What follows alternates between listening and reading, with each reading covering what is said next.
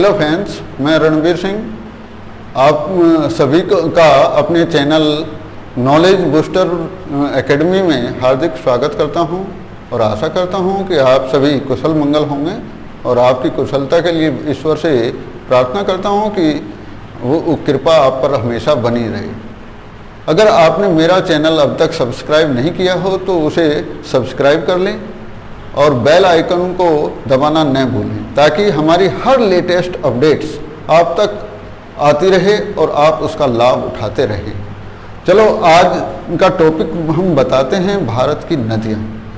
भारत की नदियाँ, क्योंकि भारत की नदियाँ से संबंधित कोई ना क्वेश्चन, चाहे वो दिल्ली पुलिस हो, यूपी पुलिस हो, एसएससी हो, यूपी टेट हो, सी टेट हो, एच टेट हो, इन सभी में इनसे संबंधित क्वेश्चन जरूर पूछे जाते हैं। तो मेरा मानना है कि मुझे आशा है कि आप सभी इसको ध्यान से सुनेंगे और समझेंगे और याद रखेंगे। तो भारत की नदियों को हम दो मुख्य वर्गों में बांटते हैं। भारत की नदियां जितनी भी हैं उनको दो प्रमुख वर्गों में बांटा गया है। कौन से दो प्रमुख वर्ग हैं भारत की नदियों का?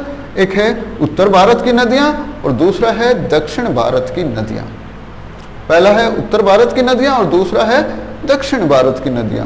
उत्तर भारत की नदियां कौन सी हैं? जो हिमालय पर्वत से उत्तर की तरफ हिमालय पर्वत से निकलती हैं। और दक्षिण भारत की नदियां कौन सी हैं? जो दक्षिण भारत में प्रायद्वीपीय पठार में से निकलती हैं, उन्हें दक्षिण भारत की नदियां कहते हैं। अब इन दोनों नदियों में और क्या डिफरेंस है?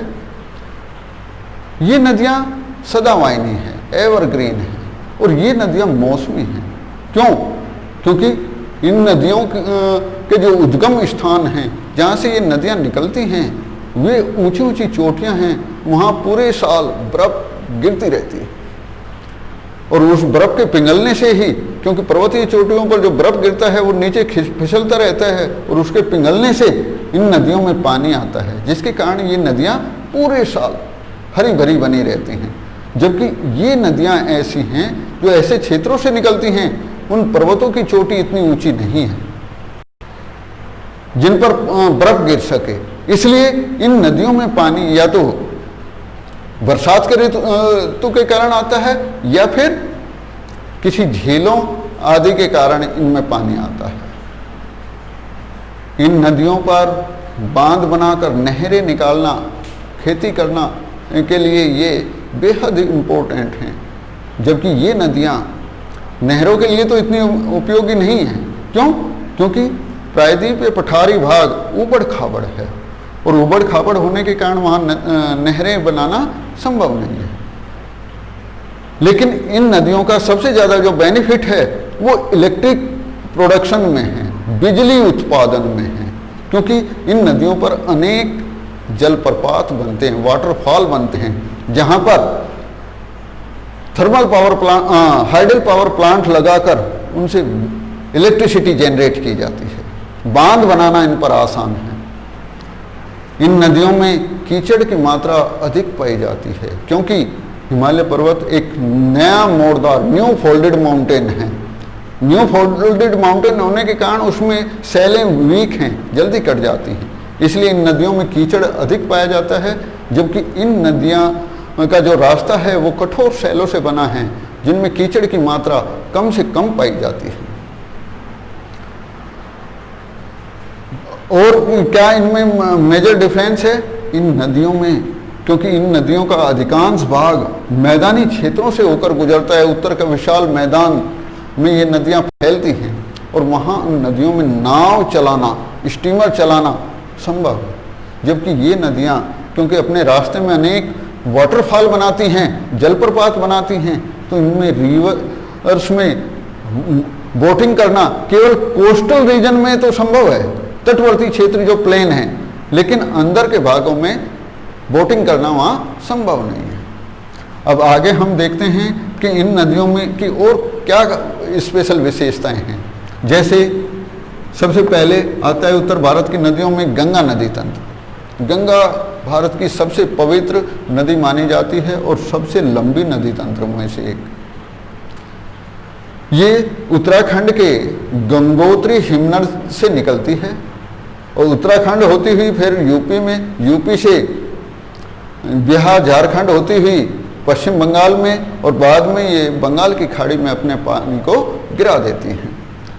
लगभग 2500 किलोमीटर लंबी है ये नदी, और इसी नदी पर सबसे लंबा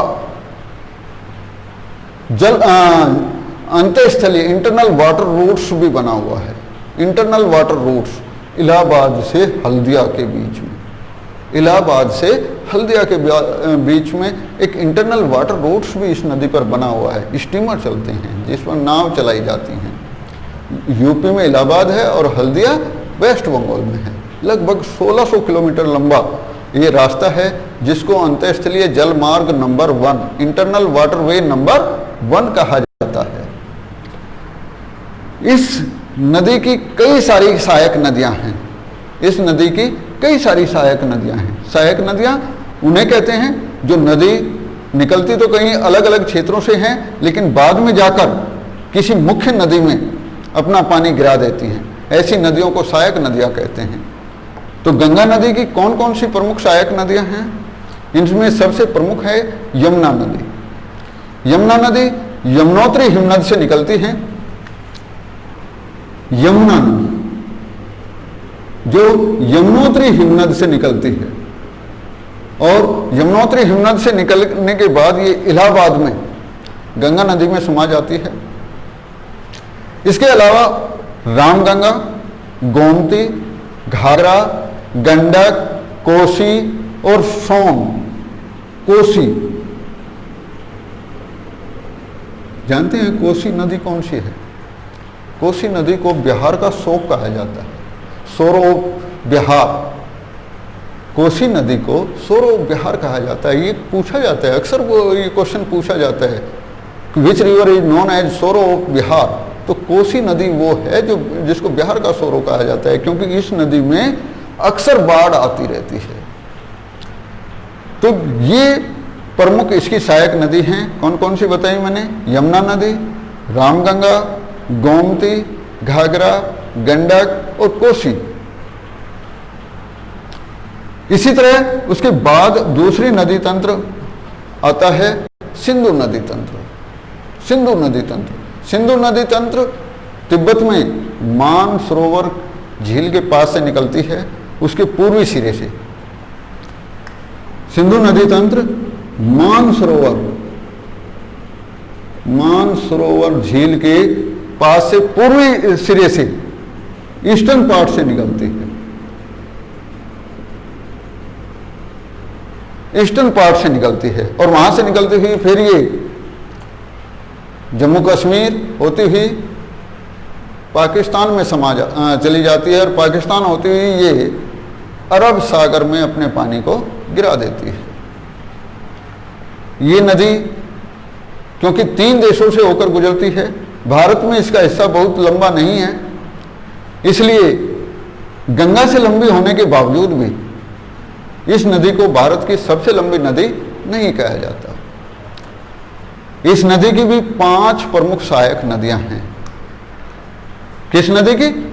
सिंधु नदी की। कौन कौन सी 5 प्रमुख सहायक नदियां हैं? सतलुज, ब्यास,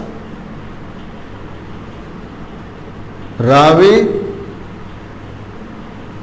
चेनाब और झेलम।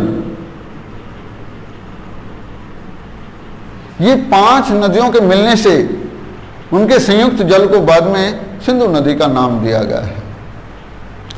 इन 5 नदियों के बीच का जो खाली क्षेत्र है वो एक प्लेन एरिया है और बहुत ही फर्टाइल एरिया है, और उस क्षेत्र को पंजाब के नाम से जाना जाता है। किस नाम से? पंजाब। पंजाब का हिस्सा कुछ भारत के पास भी है और कुछ पंजाब का हिस्सा पाकिस्तान में है। पाकिस्तान में भी उसको पंजाब प्रांत के नाम से ही जाना जाता है, जो विश्व के बेहद फर्टाइल लैंड्स में से, उपजाऊ क्षेत्रों में से एक गिने जाते हैं। तीसरी प्रमुख नदी तंत्र है ब्रह्मपुत्र नदी तंत्र। ब्रह्मपुत्र नदी तंत्र ये भी मानसरोवर झील के पश्चिमी सिरे से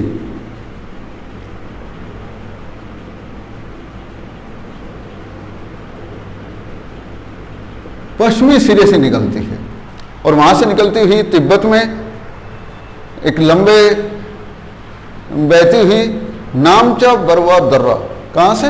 नामचा बरवा दर्रा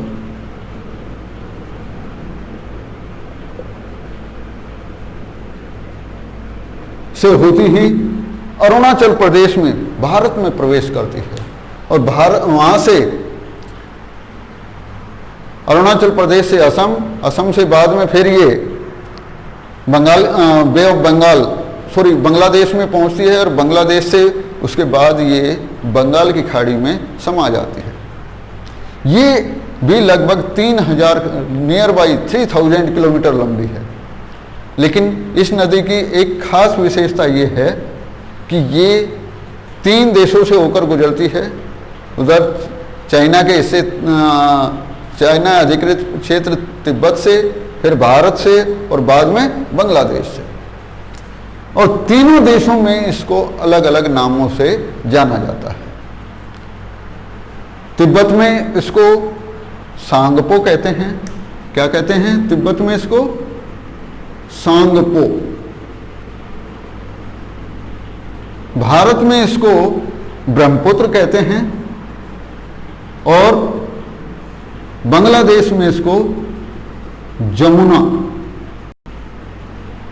जमुना के नाम से इसे जाना जाता है।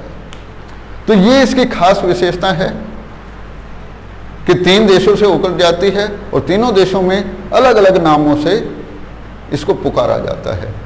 सांगपो तिब्बत में, ब्रह्मपुत्र भारत में और जमुना बांग्लादेश में। तो ये उत्तर भारत की प्रमुख नदी तंत्र मैंने बताया है।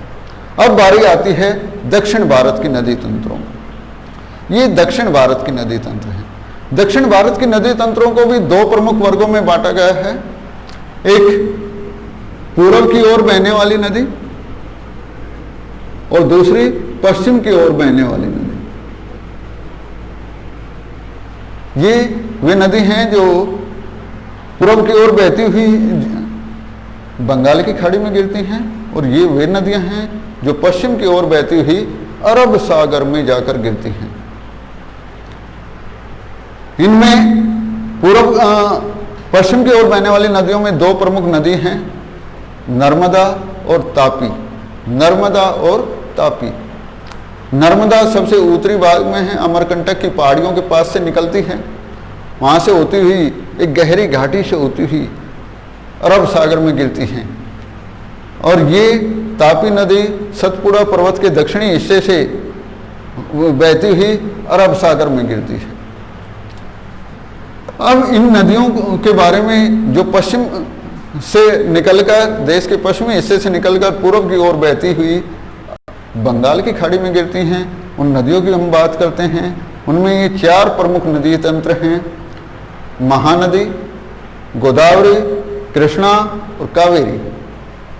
सबसे ऊपर महानदी है जो छत्तीसगढ़ से निकलती हुई उड़ीसा और बाद में बंगाल की खाड़ी में गिर जाती है।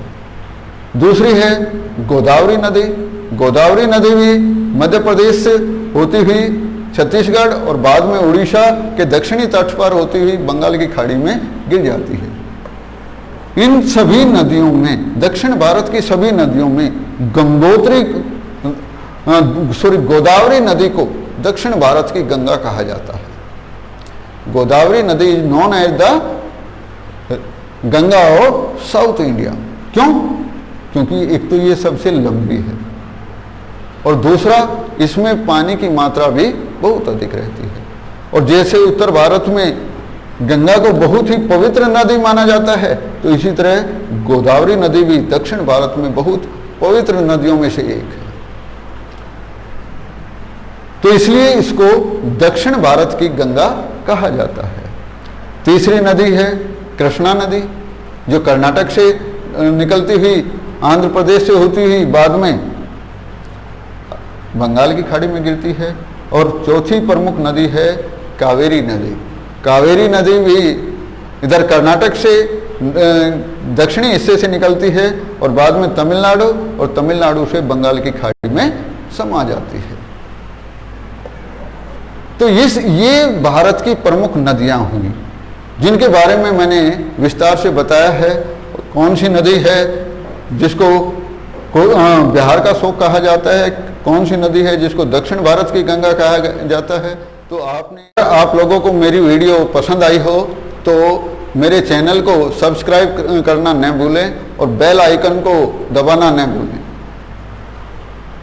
बाकी अगली वीडियो में मैं कोई नया टॉपिक लेकर आऊँगा और उम्मीद है कि आपको बहुत फायदेमंद होगा, बेनिफिशियल होगा।